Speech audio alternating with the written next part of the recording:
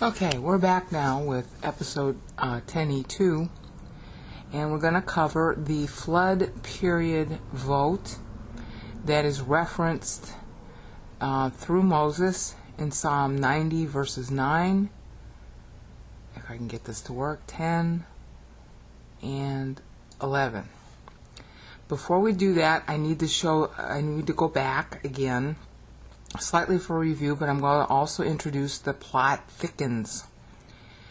What I didn't exactly say in the last video, but I've said in other videos, is that this business about buying time, by the end of a 490, somebody has to super mature. As a result of somebody doing that, there is another 490 running underneath this absolute one that's absolute historical time. This is the year of Adam's fall, which I'm calling 0. This is the year 490. Because I'm calling it 0 because it's really the beginning of year 1. So you have always adjustments back and forth for beginning or ending of year. And this is the end of the year 490. Now, somebody has to mature during that time, but when they mature, that starts another 490. It's a personal 490 running underneath, beginning in the year that they win it. This is really important for understanding Psalm 90 and pretty much all the eschatology in Scripture, because these things are running underneath it and are the cause of it. And if you want to understand Daniel 9, this is the basis for it, which scholars don't know because they didn't plot the Bible's dates. So they're all kind of confused. But, even a brainout can do this, and so that's how come you can see this. Okay, Adam super matures. This is why you have the Genesis 5 roster. Adam super matures in the year 130 after his fall. As a result, he is awarded a son, and the name is very pregnant. It means appointed. It's not just appointed to take the place of Abel in this case, which is really Hevel, means vanity, emptiness. Seth means appointed to carry on the line. To carry on the line to what? Messiah. Messiah was predicted by a different name, okay, in Genesis 3:22, when Adam believed. That was he was told, okay, you're going to be saved now. And he's super matured as a result, but he does it in the year 130, okay?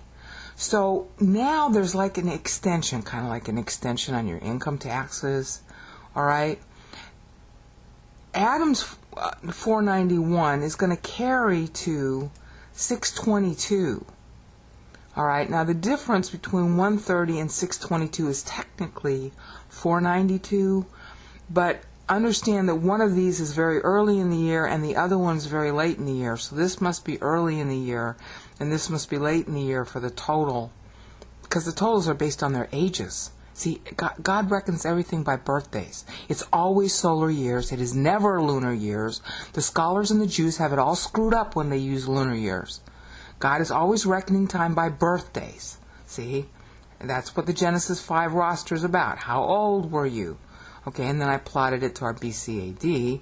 But let's just use the Bible's own reckoning. Bible uses years as birthdays from the fall. So when Adam was 130 years old, and he must have just turned 130 years old, Seth is born. When Jared is 622 years old, not 622 years old, but in the year 622, and when I say 130 years old, I mean 130 years after the fall. In the year 622 after Adam's fall, toward the end of that same year, Jared, okay, has a kid. All right? And he has that kid when he is 162 years old. It's really toward his 163rd birthday. All right? That's why the difference between this date and this date is 492 instead of 490. So notice the difference here. This is the absolute 490 of history. But this is the extended 490 in 622 after Adam as a result of Adam maturing in 130 after his fall. And just as with Adam, let me pull this up a little bit. Just as with Adam, you've got a son being born to commemorate the supermaturation, so too with Jared, Enoch is born, and that's Enoch's birth year is the 622. It's commemorated by the birth of a son, and that's why when Abraham has Isaac, that's when his covenant begins too. See, this is all precedented on what was going beforehand. All right, so that's why the Bible's telling us these dates, is it's showing how close we came to ending. Because here's the absolute historical period. All right, here's the voting period for believers, which we just covered in the last video. Okay, that didn't go so well. And Jared is the poster boy who won the 490 just in time. Okay, that implies that Enosh, Kenan, and even Mahalalel might not have become super mature. I'm not 100% sure about that, but that's the implication, to stress this difference like this, that there's a 490-year difference. That's the implication, and I have to research it more to understand what happened with these guys here.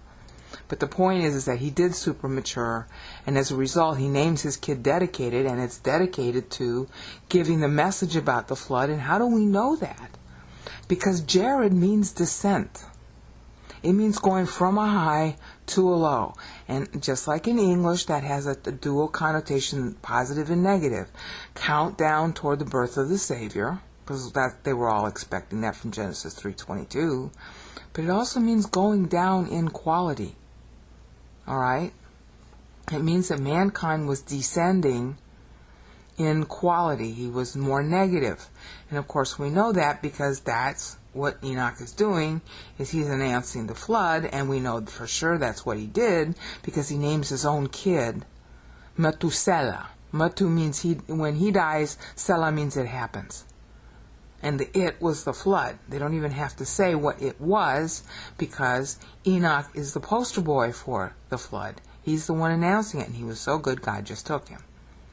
All right, so that's why back when we were in the last episode, I stressed this business about Seth. Okay, because Seth is a proof that the 490 was won. All right, the appointment got kept so that the appointment to Messiah can be kept. All right, and our sins are, a light and twisting sins are on display before you, which, we covered in the last episode. All right, so now we get into the Noahic voting period, so we're going to have to cover about how Noah, okay, so we got Jared giving birth to Enoch, who gives birth to Methuselah, who is Noah's grandfather. All right, Methuselah is born in 687 from Adam's fall. All right, Methuselah's son is Lamech, and of course, they're still carrying on the message about the flood. And meanwhile, okay, Lamech, of course, is born just before the first 1050 ends, and the voting window for the unbelievers didn't go very well. Okay, and Lamech means powerful, and that's got a dual connotation too. And you can even see that in Genesis 4. There's the negative Lamech, who's boasting about how, he's so good that he produced his own 490. 70 times 7, I've been revenged. On a kid. He killed a kid, defending his father against Lamech. That was the other Lamech. This is the good Lamech. All right? So power is the whole theme of the time. And of course, if you look at the Greek myths, you already know that, because we're talking about the 3000s BC here. All right? That was the age of the rise of Greece and all that good stuff. I mean, you can just look that up anywhere you like. So in the first 1,000 years after Adam's fall, we're not talking about creation, we're talking about fall. Nobody knows how old creation is. I went through that in my Genesis videos. If you're not familiar with them, go through them. It starts with Genesis of the dingbats, and the other videos that are associated with that are in the video description. Okay, so we're at the first 1,000 years after Adam's fall, and it ain't good. But we got Lamech born here. See, there he is. Okay, and this is the good Lamech. Okay, and powerful is the theme of the period, so he's named Power. He is the guy who fathers Noah. Noah means rest. Rest from what? The power grabs, the power struggles, the turf wars. You know, kind of like the denominations today. They couldn't care less about the Bible. They care about defending their denomination. Because if they cared about the Bible, they'd know this stuff, and we'd all know it too, no matter what our denomination was. Because this doesn't matter what denomination it is. Okay, so they were having their little power wars and their little petty things that they were going on, and I'm more powerful than you, and my kingdom is more powerful than your kingdom, and my denomination is better than your denomination, and all that garbage. See, man's sin nature is displayed by his seeking of power, politics. Okay, trying to win over somebody to your faction. That's true sin. All other sin comes from it. Okay? And that's why powerful is used, and that's why, oh golly, can we please have a rest from all this denominational garbage, from all this politics, all these dirty politics, like the pro-lifers. Okay, they don't care about God, they care about politics. Okay?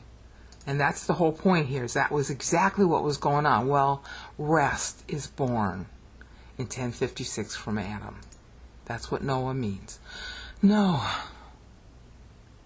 Because Lamech knows that the flood's going to happen. Why? Because God was telling them since Methuselah. See? His dad. His own dad is the poster boy for the flood. So he knows that his son is going to be the guy to deliver mankind from the flood, you know, by means of being rescued. All right, well, Noah is born 6 years. This is really important. Noah is born 6 years after the 1050 closes. So Lamech was kind of slow to mature. All right, he was 182 when Noah was born. All right, and so Noah is born in 1056, which is 6 years after this voting window closes. Now, as a result of the bad votes, okay, here, not enough believers voted to learn God. There were a lot of believers, I'm sure. Can't prove it, but it makes sense. And then these were the unbelievers where they wanted to become believers. Their votes weren't that good. As a result of that, there's another 500 years that goes on, a little over, and God says, you know what? This is Genesis 6 now. You know what? Sorry. We're going to do a flood. Just like we promised through Enoch under Methuselah. Okay? So, you know, there's a lot of extra time being given. And why? Because Jared won a 490, Enoch won a 490, Methuselah won a 490 twice. And that's how come there could be a Lamech. That's how come there could be an announcement of the flood here. And, of course, that's occurring when Noah is 1536 minus 1056. Noah's 480 years old at that time. That's very important. 480 years old at that time when God makes that announcement. Now, Noah is given the order, along with his, parent Lamech and Methuselah, to build a boat. Methuselah knows he's going to die before it gets built, but it's part of the evangelism. Here, I'm going to have you build this Liberty class, Liberty class size ship, all right, in the middle of nowhere, saying it's going to come a flood, and it's going to be 120 years. Now, it doesn't take 120 years to build a boat. The boat was built of cypress wood. That's called gopher wood. It doesn't take 120 years to grow the cypress wood and cut it and make a boat. It takes a long time, but it doesn't take that long. So they weren't just always building the boat. They weren't in a hurry. All right? And so during this time, everybody was like, what the? And it's like, hi, we told you, flood. So now we're building the boat for the flood. And it's, they're the laughing stocks of the world. People would have traveled all over the world just to see these jerks slowly building the trees, planting the cypress trees, waiting until they grew, talking all the time about a flood. Then when the trees grew, they cut them down and they cured them and blah, blah, blah, blah, blah. 120 years is a short time, but it's a long time too. And it's like, oh yeah, flood, ha, yeah, right, okay? So God makes this announcement. Of course, he's making it through them. 500 years, approximately 500 years after the voting window closes. When Noah is 480 years old. That's very important because the temple is going to be built 480 years after the Exodus. And God makes a big stink about that in 1 Kings 6:1. So he is measuring time from a thing to a thing. That's how they did it in the ancient world. All right? So that's how you have to understand how these dates actually work instead of using our calendars. If you use our calendars, you'll never get it right. Ever. Okay? So Noah, when he's 480 years old, God makes this announcement. Now Noah doesn't get his contract via getting his son until he's 500 years old. So the first 20 years after this announcement, Noah's busy building the boat with his dad and his grandfather and whoever else was still alive during that time. The listing of, who's alive is right in here. But you notice that most of them are dying. Okay, like Jared died in 1422 and everybody else died before that. All right? So it's basically Methuselah, the heroes anyway, the Methuselah, because he doesn't die until 1656 when the flood actually happens. Lamech dies in 1651, and of course Noah dies well after the flood. So, these guys are the evangelists of the period. So that's why this becomes relevant. Now there's one other thing that's relevant about this. See that year, 1556? That's when Shem is born. See? 1556. Noah at that point is 500 years old. He gets his covenant. Okay, now notice the other important thing. That's the believer voting window. This is the second believer voting window in history.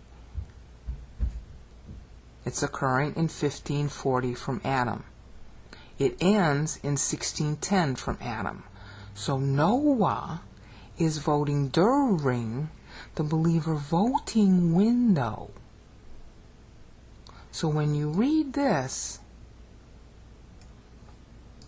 up here, if I can get this to work, this is what was going on during the time Noah is voting. Okay? It's just God announces it, and 4 years later begins the believer voting window. This sets the precedent for us today. This particular 120 years, we're actually in a similar period now historically. It's scheduled to run the last 120 years of 490, okay, which we're in. Our 490 is going to end in 2130, and it ends similar to this one. Okay, we have a voting window too that's coming up between 2080 and 2130. This particular period of voting that is depicted at this point by Noah is getting the word out. It's a very special dual thing, this announcement. Get the word out, because he's getting the word out about the flood. Hi, it's the last 120 years before there's going to be a massive destruction. And in history, you can actually plot this occurring. And I go through that in my mirrornow.htm. It's about getting the word out. All right, so for believers and unbelievers alike, this is an issue about however the Bible is revealed at that point. It becomes front and center. It becomes the target of everything. Okay, and that's kind of why we're having, life is going on the way it is, why the fight over the Bible is so tough now, and why the Islam rose and all that stuff. I cover that in other parts of my web pages. But I just want you to understand this is the first time, And this is the precedent-setting event. That's why God keeps talking about the flood in the Bible. He keeps referring back to it because it's a cleaning house period and it's not pretty. Okay? So Noah is voting during the first 70 years of the believer voting window, and he matures. So he wins a 490 for that voting period, represented by Shem, his son. Shem, not the other two. It looks like he had triplets.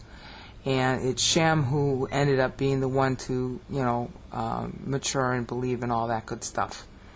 So while Noah's 3 sons came with him, obviously in the boat, Shem is the guy through whom Messiah will be traced. Okay? So, that is what this text up here for 99 through 11 is about. So now let's go through it. It should be pretty pregnant when you look at what it means after you've had this introduction. Okay? 90 verse 9. For all our days turn in your furies what? Overflow. This is what evrateka means. This is evrateka. The word Hebrew comes from the same root as evra, which is anger. Or fury is a better word for it. It's the overflow. Okay? See, turn is panu. I should have covered that first. And in Hebrew, it's often used for turning away from God, turning to your own way. And that's in Isaiah 53:6. Isaiah is going to be talking back to this in that verse. Okay?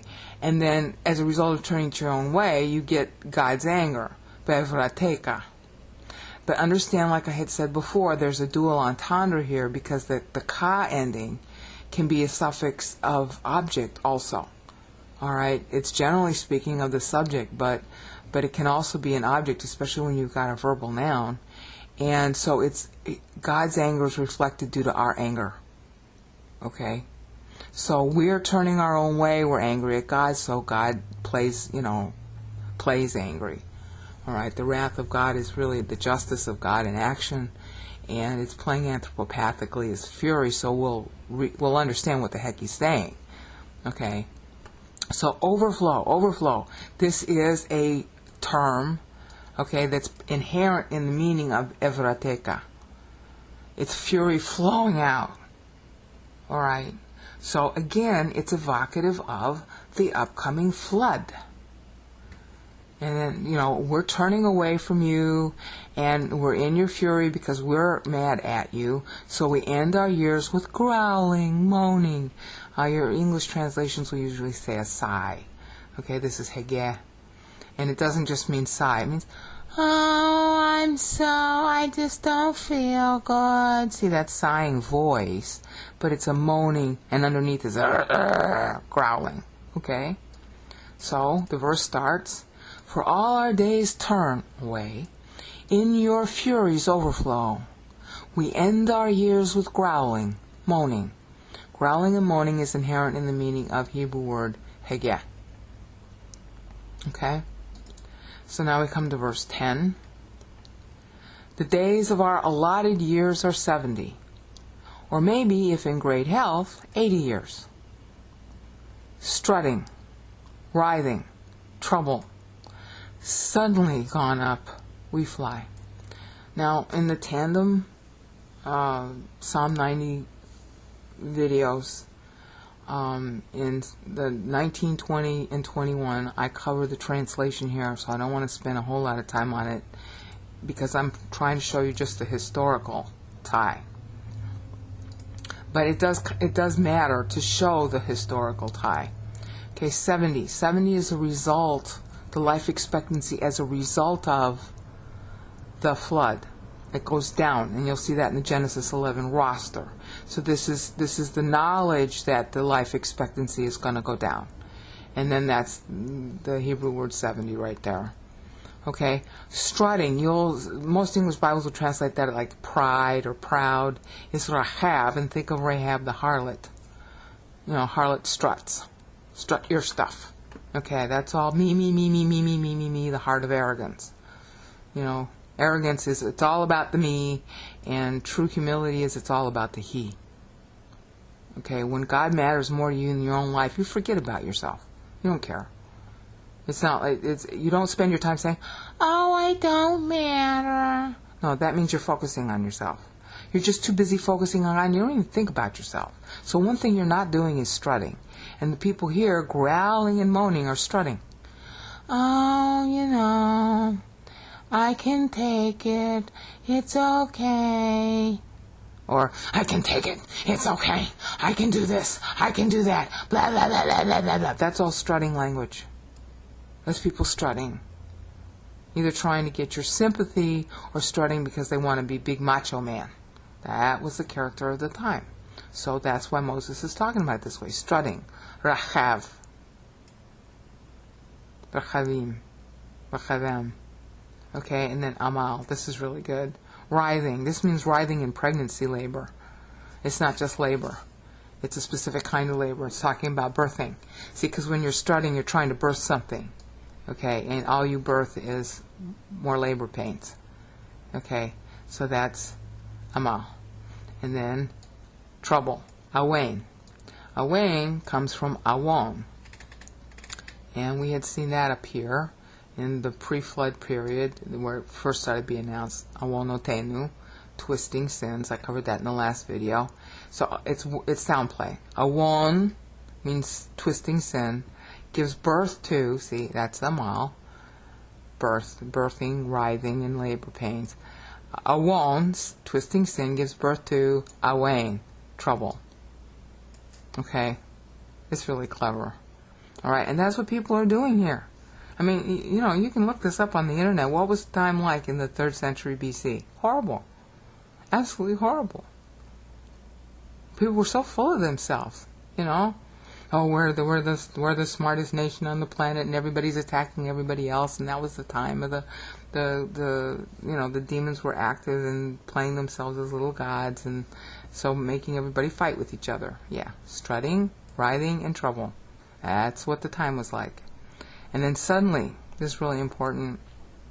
Hebrew word is hish, comes from Hebrew verb hush. It's an adverb. But that the source of the word is from hush. And it means suddenly. It does not mean quickly, and it does not mean soon. Just like in Greek, tachas and tachul in the New Testament are mistranslated soon or quickly. Like when the Lord says, "I come quickly," that's not what it says. It means I come suddenly. Suddenly, without warning. Just surprise. It's actually a military term for a surprise attack. Okay? And hish is the Hebrew equivalent of it. The most common form of that in the verb form is achishna. The Lord makes haste. See, Israel would leave in haste at the Exodus. So the church will leave in haste. It's a rapture precedenting word. Suddenly. Suddenly. Okay, here it's used in the context of, well, suddenly you're gone.